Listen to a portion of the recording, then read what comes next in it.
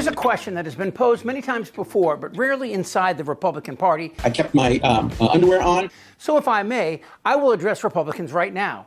Don't you want to know if Trump was having sex at Epstein's place with minors? So let me tell you what Republicans apparently don't care about.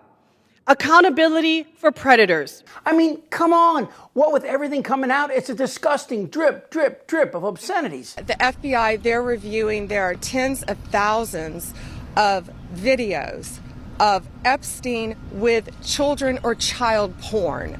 And there are hundreds of victims. And Trump looks guiltier every single day. It's sitting on my desk. Now, there's some kind of cover-up going on, and it's not even a secret. Everyone wants to know where the complete Epstein files are, so where are they? I don't want to talk about this stuff.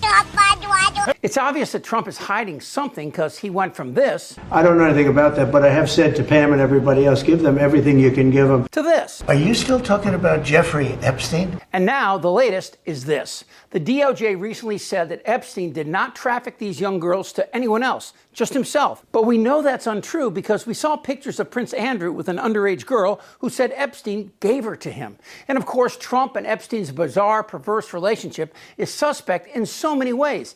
Remember that birthday card that Trump signed? Our special secrets? How fucking creepy is that? So the question is, why did the Justice Department say that Epstein didn't traffic girls to other men? Well, that's because they didn't exactly say that. Who, if anyone, did Epstein traffic these young women to besides himself? Himself. There is no credible information. None. If there were, I would bring the case yesterday. So the answer is no one? For the information that we have. Donald Trump has shown us in his first term and in this term, he is not loyal to people like you.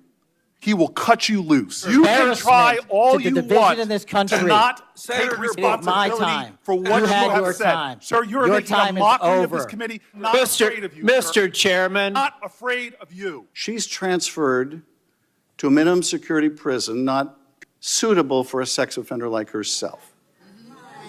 Who made that decision and why? The Bureau of Prisons. Do you want the American people to believe that? Do you think they're stupid? No, I think the American people believe the truth. And we have countlessly proven you to be a liar in Russiagate. Josh Patel said that while he has read much of the Epstein files, he hasn't read the page where the girls who were assaulted name the men who assaulted them. What? I mean, I'm no criminal justice expert, but I think you might set aside some time to read that, huh, Cash? Of course that's all bullshit. You know he's read them, and that leads me to the slow drift away from Trump that is inevitable. And you will be surprised by who's really worried. This is Howard Lutnick, Trump's Commerce Secretary, doing an interview where the first question in the hour-long session got right to the point. Where are you on this Epstein saga? And his answer was a shocker. You're a New Yorker. You have known Donald Trump for 30 years. You know everybody, Elon Musk, Charlie Kirk, Jeffrey Epstein was your neighbor. I would be remiss if I didn't ask you about him, East 71st Street. He was your neighbor for 10 years. How well did you know him? All right. So we are in number 11 and he lives in number 9. Right. So we renovate, we buy our house, and our house is pigeons and mice. Right. Okay, that's it. It was derelict. Right. So we rebuild our house. We move in 2005. Okay. Jeffrey Epstein is arrested in like 2008, I think, or something like that. Right. So knock on the door. His assistant on like a Saturday says, Mr. Epstein, your neighbor would like to invite you over for coffee. So my wife and I go next door. You know, we walk the 7 steps, yes, right, to the next house for coffee. We share a wall, right. So it's in New York City. So he invites us in. We have coffee in this, and he says, "Do you want a tour?" We said, "Great, interesting." He's got a really big house. Every room you went into.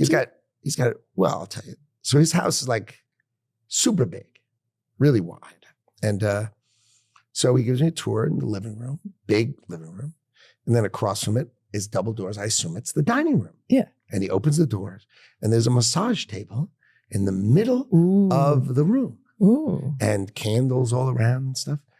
So I ask very insightful, cutting questions. I say to him, massage table in the middle of your house? How often do you have a massage? And he says, every day. And then he gets weirdly close to me. Ooh. And he says, and the right kind of massage. Ooh. Now my wife is standing here. So she looks at me and I look at her and we say, I'm sorry, we have to go. And we left.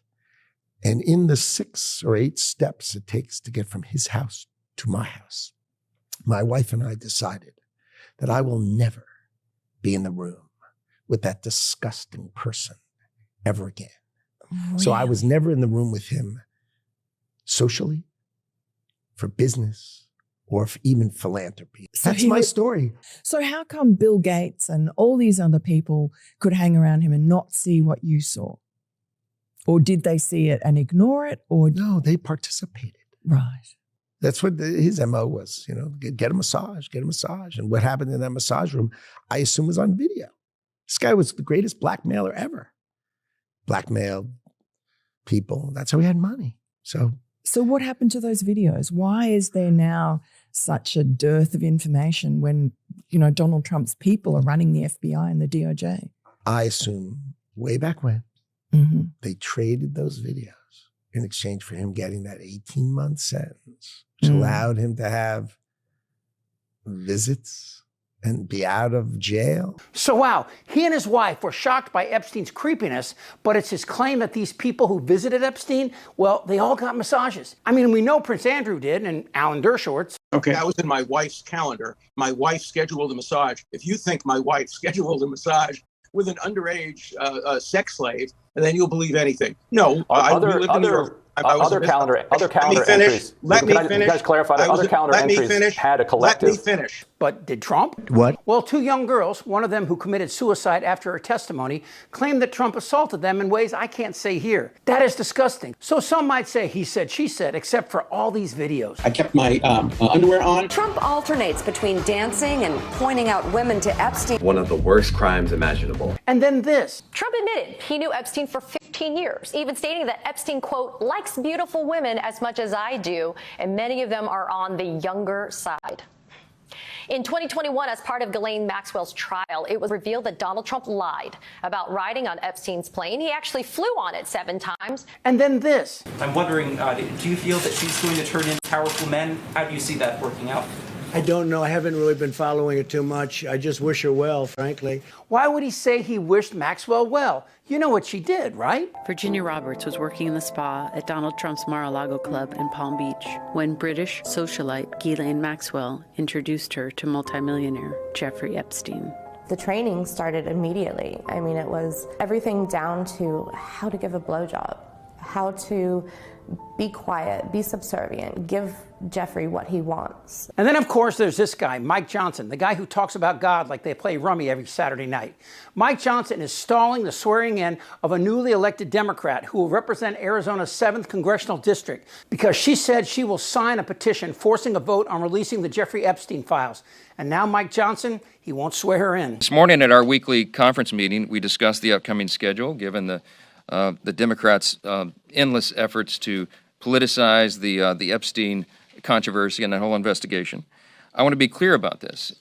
There's a reason behind what we are doing here. What the holy fuck? How is wanting a vote on seeing the files and discovering who had sex with underage girls political? Unless, well, you know what. Soon. Thursday night. You're going up the escalator? I'm going to be dating her in 10 years. Can you believe it? There's a reason why Trump is attacking American cities and talking about invading Canada, Greenland, Panama, and bombing Venezuela. And it's not hard to see when you know what to look for. It's just attack, attack, attack, keep driving it, flood the zone, overwhelm them. It gets to be a psychological thing. They don't even know what to choose and picking. You see it by the coverage. They're overwhelmed. Trump is throwing everything against the wall to distract you from the truth that will shatter his life and that of the Republican Party. So back to my original question. Republicans, are you for or against Jeffrey Epstein? Because the way it looks right now, maybe you were there too. I think the president is definitely f***ing Satan. Damn right. They had what? You're a nasty person. Bloated and fat and disgusting. We're a nation that speaks English. Look, if something like that thing's darn ugly. I don't want to talk about this stuff. Am I wrong? Yes! Tick-tock! You're in a lot of trouble, Donnie. I think he's crazy. I'm Chip Franklin.